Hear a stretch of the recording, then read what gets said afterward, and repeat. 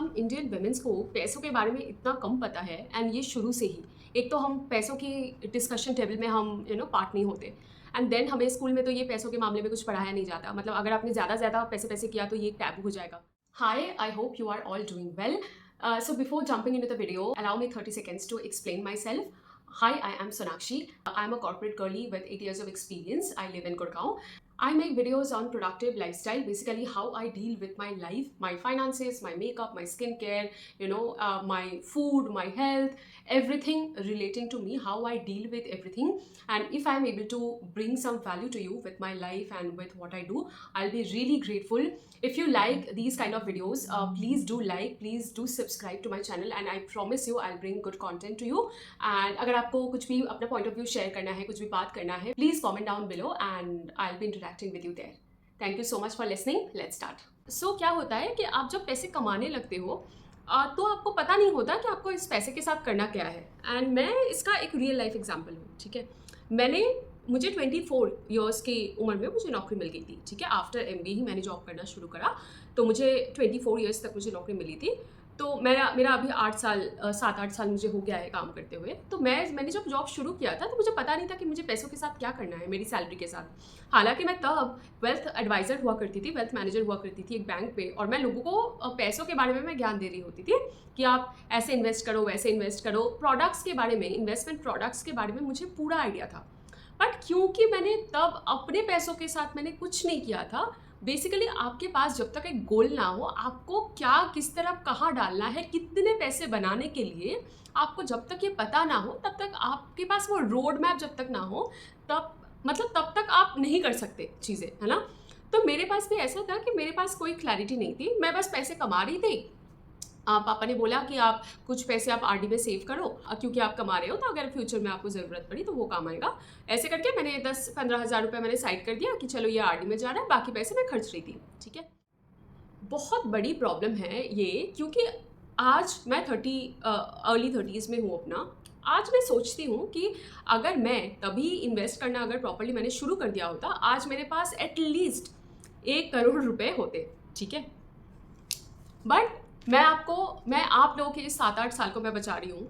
मैं आपको बता देती हूँ ऐसे 8 हैबिट्स के बारे में, मे बी आप डेवलप कर सकते हो अगर आप अंडर 25 या फिर 25 to 30s में हो। Like better late than never, ठीक है। आप कभी भी ये स्टार्ट करो, बट प्लीज़ मेक श्योर कि आप ये जो मैं चेकलिस्ट आपको दे रही हूँ इस पर आप टिक करो, ठीक है। As a women, financial independence, financial resilience, आपके पास बैकअप प्लान्स होना, पैसे होना बहुत ज़रूरी है। First and foremost, emergency fund. देखो, आइडियल तो ये है, आपको तो सारे इन्फ्लुएंसर्स बताते रहेंगे कि आपके पास आइडियली 6 से 12 महीने की आपके पास इमरजेंसी फंड होनी चाहिए आपके मंथली एक्सपेंडिचर की, and this and that. But start small, आप कुछ शुरू करो, ठीक है। मैं ये नहीं बोल रही हूँ कि आप अभी 20-30 हज़ार रुपये अपने इमरजेंसी फंड बनाने के लिए आप SIP स्टार्ट कर दो एंड ये सब। कुछ 5-7 हज़ार हर महीने अगर जो आपके पास बचे, प्लीज़ इमरजेंसी फंड की तरफ इन्वेस्ट करो। ये मैं ऐसे ही नहीं बोल रही हूँ, मैं इमरजेंसी में पड़ी हूँ। मेरे हर्ड अर्न जो सेविंग्स है वो मैंने दे दी थी इमरजेंसी के टाइम पे। इसलिए मैं आपको बता रही हूँ कि एक फ़ंड, एक डेडिकेटेड फ़ंड होना कितनी ज़रूरी है, कितना ज़रूरी है, स्पेशली वुमेन्स के पास। आपको आइडिया भी नहीं है जब तक आप उस सिचुएशन में ना फंसो, ठीक है। So please start savings towards your emergency fund. And emergency fund कोई गेम खेलने के लिए नहीं होती है। ऐसा म्यूचुअल फंड में डालने के लिए स्मॉल कैप में डाल दिया, मिड कैप में डाल दिया, कुछ भी हो जाए एंड वो आपके पैसे डूब जाए। रिस्क लेने के लिए वो फंड नहीं होता। वो फंड आपको इमरजेंसी में काम आए। उस फंड का पर्पस ये नहीं है कि आप उसको ग्रो करके 1 करोड़ बना दो। अगर आपके पास 5 लाख 7 लाख रुपए है तो आप ये कोशिश करोगे कि वो फंड 5 लाख 7 लाख ही रहे, क्योंकि आपको जब उस पैसे की ज़रूरत पड़ेगी तो वो एज इज़ आपको मिल जाएगा, ना कि 5 लाख कम होकर 2 लाख हो जाए, ठीक है। तो उस पर्पस को समझो कि क्यों आपको इमरजेंसी फंड बनाना है, उस पैसे का काम क्या है, एंड प्योर प्ले उसको रिकरिंग कर दो या FD कर दो, ठीक है। But please start building your emergency fund. Start with at least 3 months, at least 3 महीने की जो रेगुलर जो खर्चा होता है उसके जितना पैसा तो बना लो। उसके बाद 6 और 12 की टारगेट करना। बट या this is the first one and it's a very important one. Second and third एक साथ बता देती हूँ। Term insurance and health insurance, ठीक है। अगर आप एम्प्लॉयड हो, आपको अपने एम्प्लॉयर से मिल जाता होगा, कोई भी स्टैंडर्ड एम्प्लॉयर ये देता ही है कि आपको एक health insurance, corporate group health insurance जो होता है उसमें आप होते ही हो, एंड टर्म इंश्योरेंस जो टर्म इंश्योरेंस होता है उसमें आप इंक्लूडेड होते ही हो। But the problem with these kind of insurances are कि जैसे ही आप नौकरी छोड़ते हो वो आपका लैप्स हो जाता है, मतलब तभी आप और इंश्योर्ड नहीं रहते हो, ठीक है। व्हाट इफ़ कल को आपने नौकरी छोड़ दी, व्हाट इफ़ आपने कुछ एक ब्रेक ले लिया। एज वुमेन हम बहुत सारे ऐसे लाइफ स्टेजेस से गुजरते हैं। मैं ये नहीं बोल रही हूँ कि कि आपको आप 5 साल में नौकरी छोड़ दोगे इसलिए आपको एक फ़ंड लेनी चाहिए, नहीं। कुछ भी इमरजेंसी हो सकता है, कुछ भी हो सकता है। सो insurance is for your protection, ठीक है। कुछ भी से अपने आप को प्रोटेक्ट करने के लिए please have your insurances. Health जो कि बहुत बहुत बहुत ज़रूरी है, मतलब 5 से 10 लाख तो आजकल मुझे ऐसा लगता है कि मिनिमम रिक्वायरमेंट है। एंड ट्रस्ट मी, लास्ट कुछ ईयर्स में मैंने बहुत हॉस्पिटल्स के चक्कर काटे हैं। मुझे पता है कि आपके मतलब कितने पैसे आपको लगता है जब आप हॉस्पिटल्स के चक्कर काटते हो। तो प्लीज़ एक अच्छा एक कवरेज, उसका डॉक्यूमेंट्स अच्छे से पढ़िए। बहुत सारे अच्छे आपको हेल्थ कवर्स मिल जाएंगे, उसमें फैसिलिटीज़ मिल जाएंगी, तो उसको अच्छे से पढ़िए and please get your self covered for अब हेल्थ इंश्योरेंस लीजिए। एंड टर्म इंश्योरेंस, अगर आपके ऊपर कोई इमीडिएट अगर कोई डिपेंडेंट है तो टर्म इंश्योरेंस इमीडिएटली मैंडेटरी है, ठीक है। क्योंकि अगर वो आपके इनकम के ऊपर अगर डिपेंडेंट है, अगर नहीं तो ये थोड़ा बाद में सोचा जा सकता है अगर आपके पास पैसों की क्रंच है तो। But it's always good to have term insurance, because आप जितने कम उम्र में लेते हो ये आपको कम रेट में मिल जाता है, जो कि आपको लाइफ लॉन्ग ये जो रेट है, ये जो प्रीमियम है, ये फिक्स हो जाता है ना। तो जितनी कम एज में लो उतना अच्छा है। But these 2 and 3 are very important before jumping into any investment, any growth plan. Please learn to protect yourself, है ना। अगर प्रोटेक्शन ही नहीं रहेगा तो आप कितना भी ग्रो कर लो, वो जो पैसा है ना वो इसी की तरफ जाना है। लाइफ थ्रेट, मेडिकल इमरजेंसीज, आपके हॉस्पिटल बिल्स, इसी की तरफ जाना है। अगर ये नहीं करना है तो कम पैसों में अपने आप को प्रोटेक्ट कर लो, ठीक है। This is your like 2 and 3, 4th and 5th, ठीक है। बहुत सारे लोगों को अपना क्रेडिट स्कोर पता नहीं होता। क्रेडिट स्कोर आपको किसी भी टाइप के लोन लेने के लिए चाहिए, ठीक है। आप एक गाड़ी का लोन, मैं ये मान के चलती हूँ कि हर एक इंसान किसी ना किसी चीज़ के लिए एक बार ज़िंदगी में तो लोन लेता ही है। आपको अगर क्रेडिट स्कोर ही पता नहीं होगा, उसको बेहतर कैसे बनाना है यही सब पता नहीं होगा, तो मतलब क्या ही आप फाइनेंस के बारे में जानते होंगे। आप अपने बारे में तो एटलीस्ट सब कुछ पता होना चाहिए, राइट। सो प्लीज़ आप देयर आर मेनी वेज, मैं इसके बारे में सेपरेट वीडियो बना सकती हूँ, but please get your CIBIL scores check. आपको पता होना चाहिए कि आपकी स्कोर क्या है, क्रेडिट स्कोर क्या है, ठीक है। उसी के बेसिस में आपको मतलब लोन का इंटरेस्ट अमाउंट तय होता है, लोन का इंटरेस्ट रेट तय होता है। सो प्लीज़ अपने पैसे जो अगर कुछ भी लोन लिया है वो मतलब सही टाइम पे बैंक्स को पेमेंट करो, एंड अपना क्रेडिट स्कोर पता करो एंड अच्छा रखो, ठीक है। That's my main motive. 5th क्या है? 5th ये है कि अपने सारे बैंक्स में सब जगह पे नॉमिनीज अपडेट करके रखो।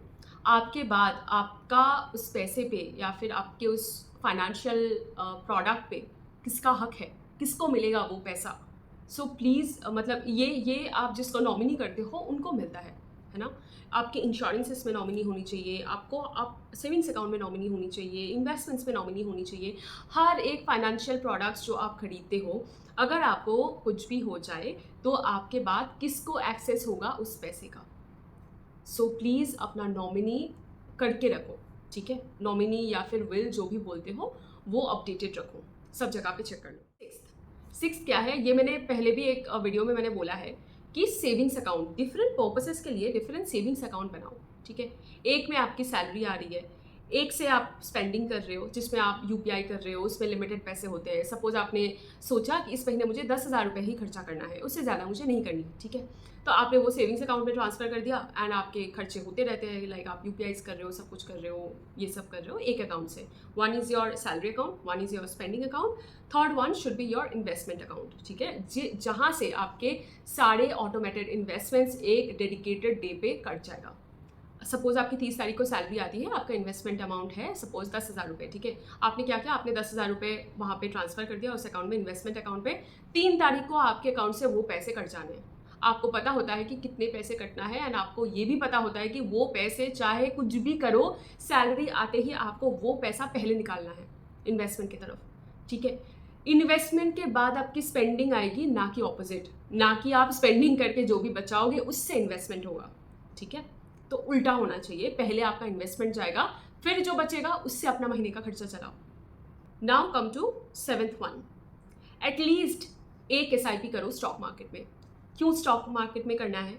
क्योंकि स्टॉक मार्केट आपको एक अच्छा सा रिटर्न बना के देती है। जनरली जो भी हम फिक्स एसेट्स में जो हम इन्वेस्टमेंट करते हैं उससे आपको 9-10%, आप अगर FDs में जाते हो 6-7% तक मिल जाता है, और वो टैक्सेबल होता है, ठीक है। स्टॉक मार्केट का इनकम भी टैक्सेबल होता है, बट उसका टैक्स कम होता है, ठीक है। उस पर आपको LTCG या STCG ये सब लगता है, प्लीज़ पढ़ाई कर लो कि ये टैक्स रेट्स क्या क्या है। बेसिकली 30% वर्सेस आपके 50 या 20%, ठीक है, स्टॉक मार्केट में। तो स्टॉक मार्केट में अगर आप इन्वेस्ट करते हो तो उसके प्रॉफिट पे आपको कम टैक्स देना पड़ता है, एंड स्टॉक मार्केट में आप रिटर्न भी ज़्यादा आप जनरेट करते हो क्योंकि वो रिस्की एसेट है। बट प्लीज़ इंश्योर कि आप एटलीस्ट एक SIP करोगे स्टॉक मार्केट की तरफ। This is 7th। Now comes to 8th and final. अगर पॉसिबल हुआ आपकी सैलरी से अगर और भी थोड़ी सी पैसे बच गई तो एक ऑल्टरनेटिव सेफ इन्वेस्टमेंट प्रोडक्ट पे इन्वेस्ट करो, जैसे कि गोल्ड हो गया, जैसे कि प्लॉट्स हो गए, जैसे कि एक फ्लैट, अपार्टमेंट्स, घर, ये सब हो गया। तो थोड़ा थोड़ा करके उसमें इन्वेस्ट करो। अब प्लॉट्स या फिर आप घर लेना है तो वो तो आपके लो टिकट से तो होगा नहीं, उसके लिए तो 20-30 लाख रुपए चाहिए। May be the safer would be कि आप गोल्ड खरीद सकते हो, गोल्ड पे या सिल्वर पे, इन सब चीज़ों पे आप इन्वेस्टमेंट कर सकते हो।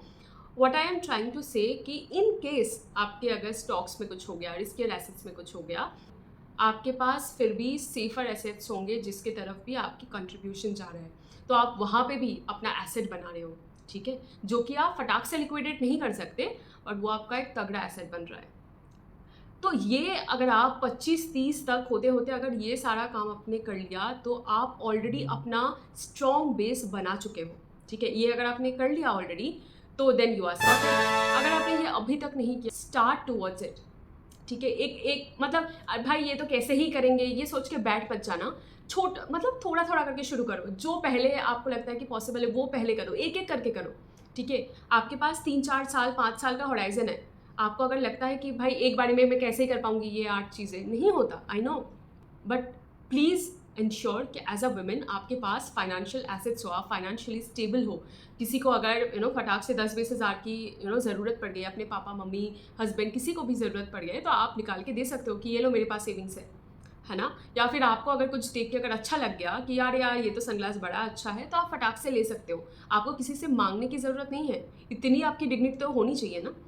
तो work towards it, be financially independent. अगर आपको कोई भी आपका अगर क्वेश्चन है, कुछ भी टिप्स चाहिए और कुछ आपको डिस्कस करना है, प्लीज़ आप कमेंट पे डालो, मैं वहाँ पे आपको आंसर करूँगी। एंड लेट मी नो आप नेक्स्ट कौन सा वीडियो देखना चाहते हो। Thank you so much for today, bye bye.